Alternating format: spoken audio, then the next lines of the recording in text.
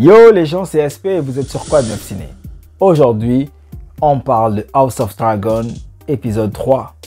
Oui, j'ai un très bon accent anglais. Oui. Générique.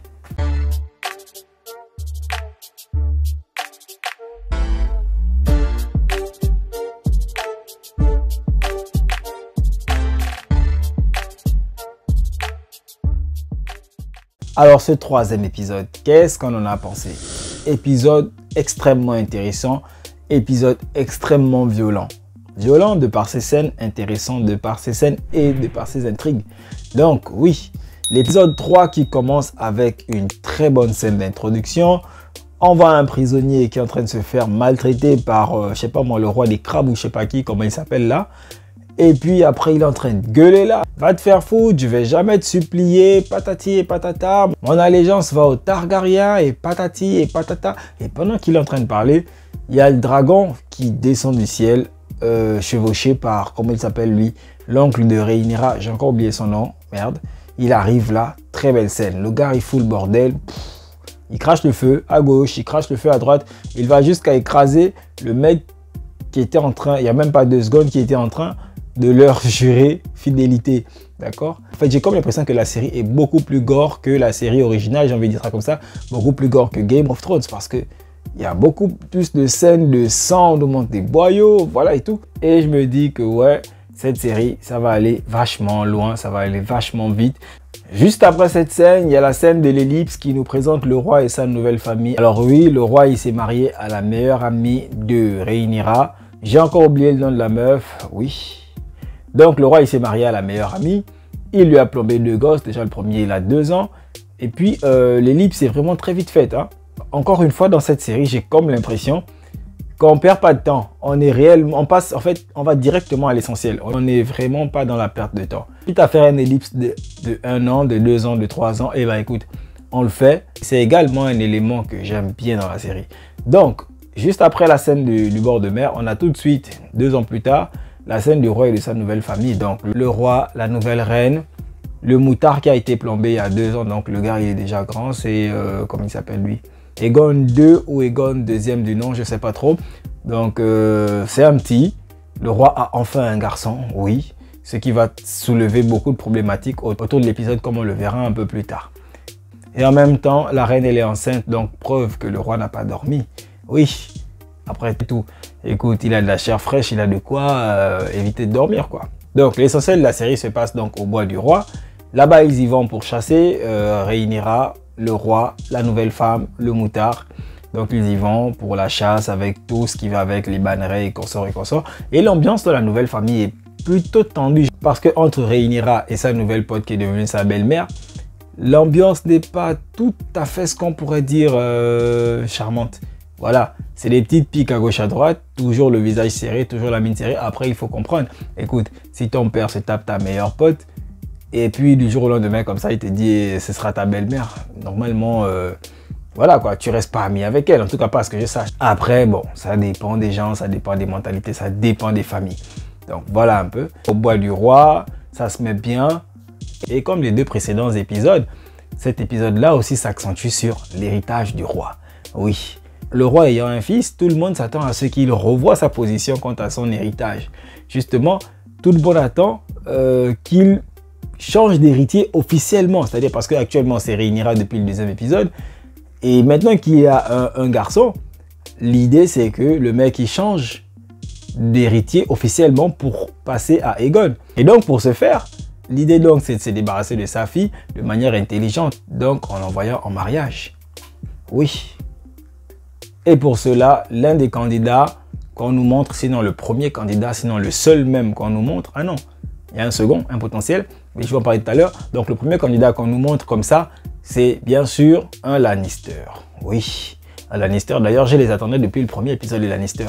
Je crois que dans le 2e épisode, on a eu les Stark. Dans le premier, je sais plus. En tout cas, dans l'un des 2, on a eu les Stark. Et là, dans le 3e, on a enfin les Lannister. Et pour le coup, ce sont des jumeaux. Comme Cersei, je crois que c'est Cersei et Jaime. Voilà, il faut croire que chez les Lannister, ils ont le secret des jumeaux. Il va falloir leur demander le truc. Donc le mec, il se présente là, tout charmant et tout. Écoute, je peux créer de chez moi une arène de dragon, patati patata. Soit pour une amie, soit pour ma reine, soit pour ma femme. En gros, il est en train de faire son placement de produit. Et la meuf détecte ça, puis elle va voir son daron en lui disant, ouais, écoute man, tu peux pas vouloir me vendre un Lannister, un mec arrogant, patati patata. Le mec lui dit, bah écoute, non, y a quel souci avec le Lannister, c'est un mec bien, il va patati patata. En gros, tu vois un peu, ça chauffe entre les deux. Et puis il y a la main qui essaie d'apaiser la tension. Non, écoutez, calmez-vous, il y a les gens. Enfin, il fait ça de manière subtile. Et puis après, le mec, la main en question, c'est quelqu'un de très malicieux, tu vois. J'ai vraiment l'impression que c'est quelqu'un qui réfléchit beaucoup. Après, tu ne peux pas être main du roi si tu ne cogites pas vite, si tu ne trouves pas la solution de là. Là, c'est le premier conseiller, c'est la première personne vers qui le roi se tourne quand il est confronté à un certain souci. Donc, on a cette scène-là et puis la Rhaenyra, elle s'en va en boudant. Ce que j'ai trouvé d'ailleurs vraiment dommage parce que dans le premier et le deuxième épisode, on nous avait très bien construit le personnage. C'était un personnage qui cherchait à s'affirmer de par le fait qu'elle accepte le fait d'être une femme, de ne pas être héritière jusqu'à ce qu'on lui fasse miroiter l'héritage du trône de fer. D'accord? Puis elle accepte ça aussi. Il y a encore une scène badass dans le deuxième épisode qui m'a fait confirmer que c'est une meuf qui sait ce qu'elle veut. D'accord? C'est la scène où elle arrive avec le dragon, je crois, Père Dragon. Et il y a la main et son oncle qui sont en train de se chauffer. Ils sont sur le point de se bastonner là. La meuf arrive à d'autres dragons et puis bam, elle arrive devant son oncle. Écoute, et elle lui dit ça comme ça. Tu veux être roi? Et ben, genre, elle lui fait comme Ragnar dans Viking. Il lui manquait juste l'épée, tu vois. Elle lui fait, si vous voulez être roi, vous devez me tuer. Tu vois un peu? Qui veut être roi? Non, je blague, elle n'a pas fait ça. Mais elle a fait à peu près la même chose. C'est-à-dire, elle est arrivée et puis elle lui a dit, écoute, si tu veux te bastonner, moi, je suis là, frère. Tu vois un peu? Je suis chaud à 100% pour la fight. Donc, il y a un peu cette scène-là qui vient nous présenter une Rhaenyra forte. Sauf que dans l'épisode 3, on nous montre une boudeuse. Je ne sais pas pourquoi on nous montre une boudeuse. Dès qu'elle finit de se chamailler avec son père, elle monte à dos de cheval. Et puis elle s'en va là, tac, tac, tac, tac, tac. Il y a le chef de la garde. Le chef de la garde. Je crois le chef de la garde. Le Jon Snow de substitution là. Il y a le mec qui la poursuit. Le chef des manteaux d'or. Voilà. Le chef des manteaux d'or. Le capitaine. Bref. Donc il y a le mec qui la poursuit et tout. Il essaie de la calmer. Entre-temps, il y a le roi qui est en train de se pinter la gueule, il lève le coude sérieusement. Et Lannister qui vient, il veut un peu se vendre, patati patata. Écoute, je serai un bon parti pour ta fille, tu peux me la donner, patati patata. Mais de surcroît, je serai un renfort. Ah non, il a dit je serai une force. Je crois qu'il a dit une force pour le trône, quelque chose comme ça. Et le roi a joué sur les mots. Il a dit, mais attends, sincèrement, tu crois réellement que genre... Le trône est faible, quoi.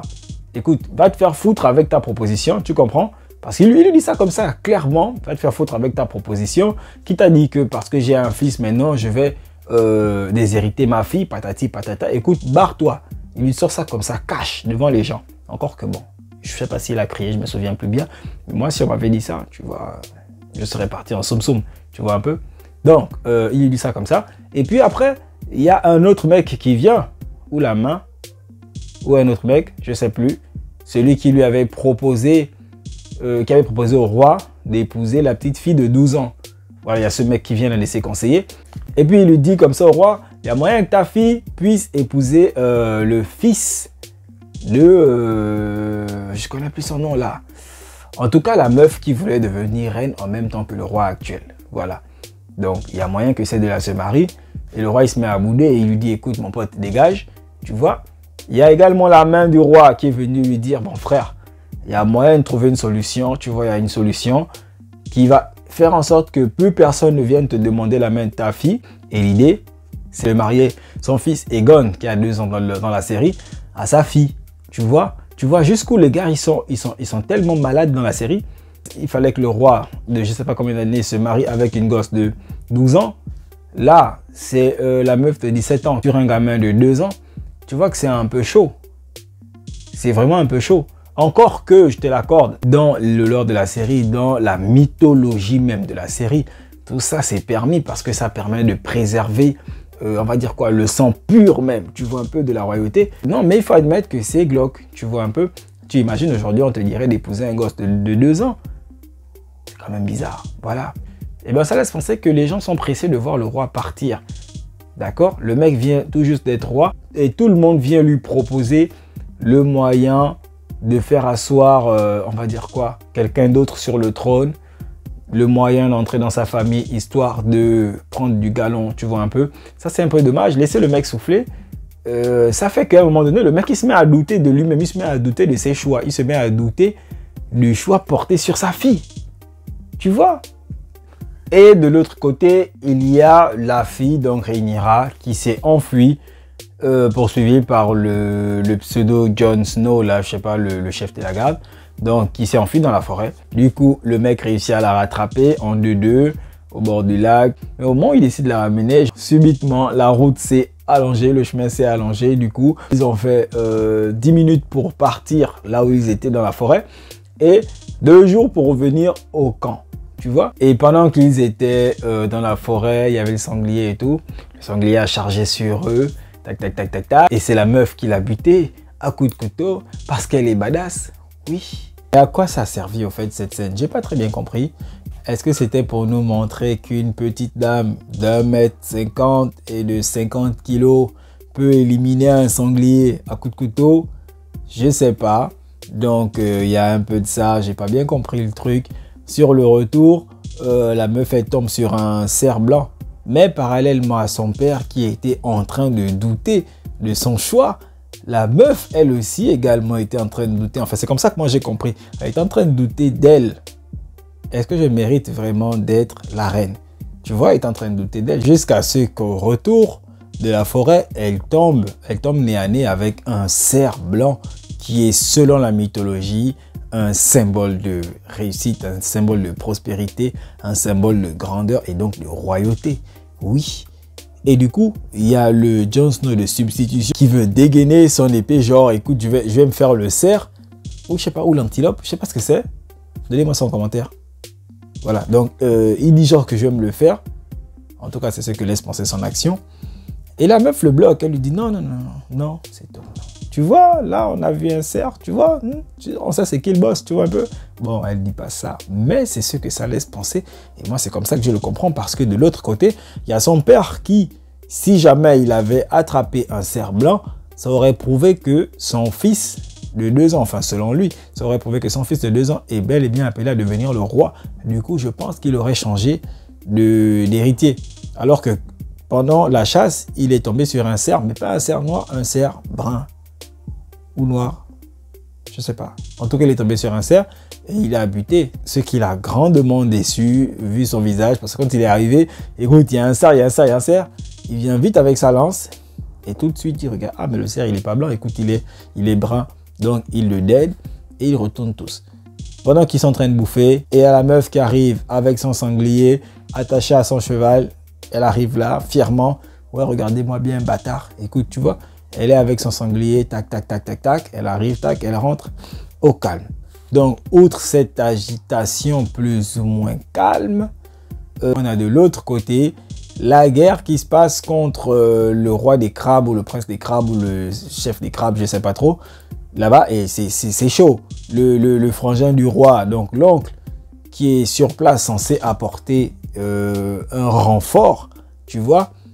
Là, il est un peu négligé dans la mesure où son aide n'apporte rien de concret. Et en plus de ça, il y a le roi qui propose une aide ou un escadron ou je ne sais pas trop quoi parce qu'il envoie une missive.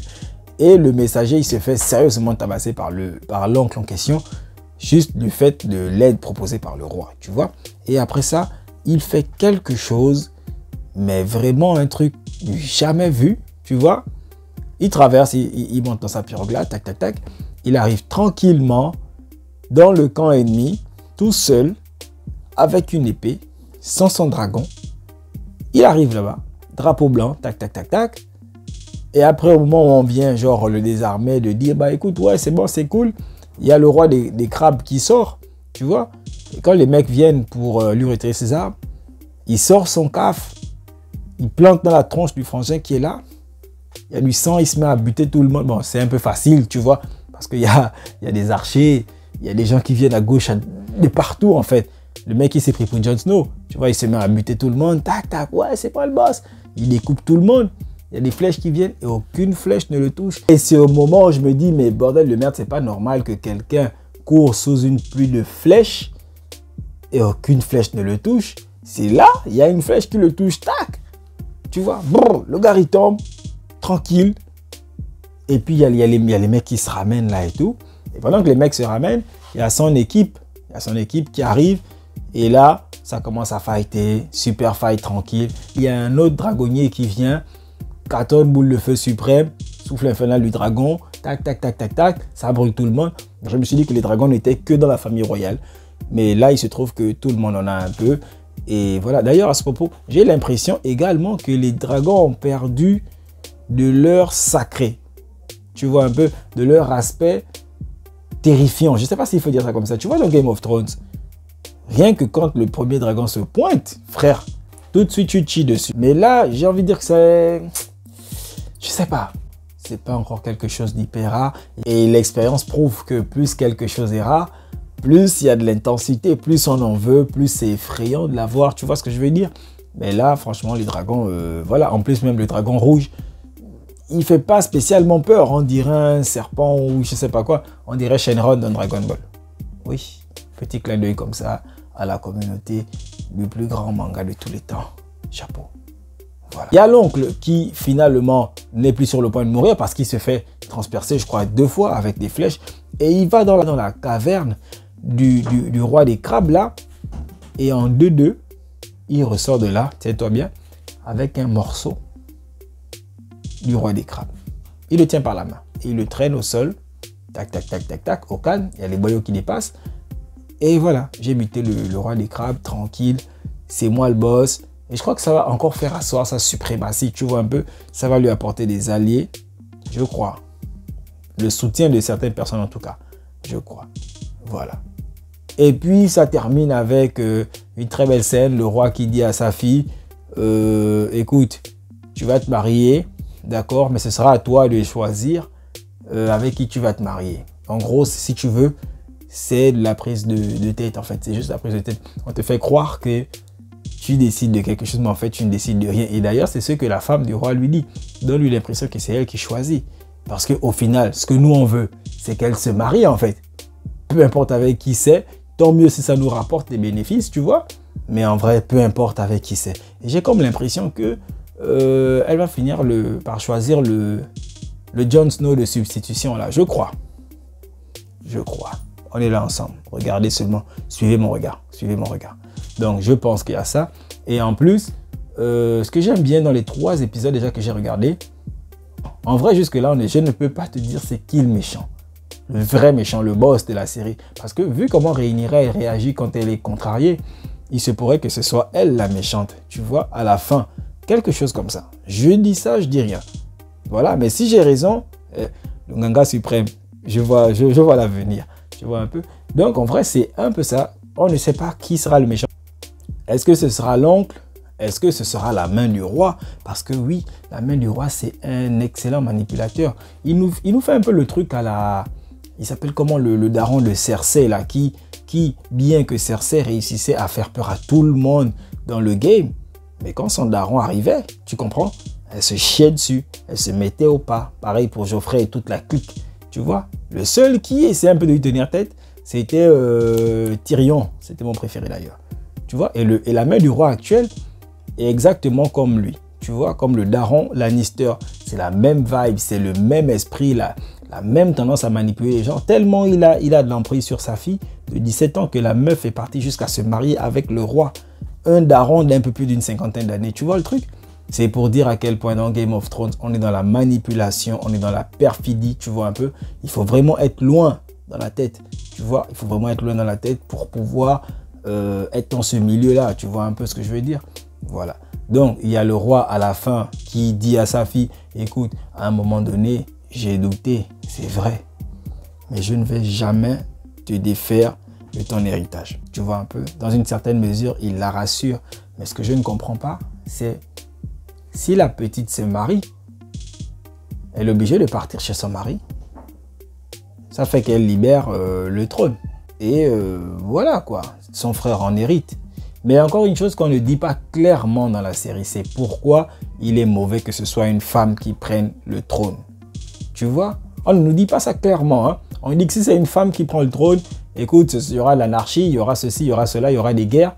Mais non, c'est pour nous dire quoi? Est-ce que c'est pour nous dire que les femmes gèrent mal? Ça, c'est faux déjà.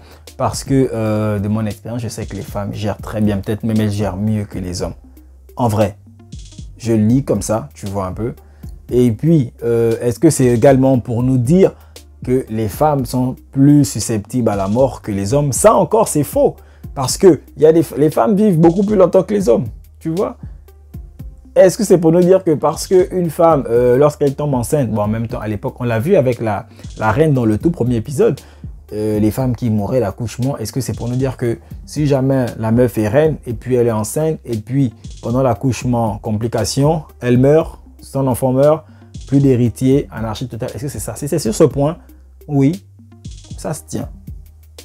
Mais de là à réfuter complètement le fait que les femmes héritent du trône, soient reines, bah écoute, c'est limite. Je pense qu'il devrait nous expliquer ça. Parce qu'en même temps, on a vu Cersei gérer Port-Réal, hein.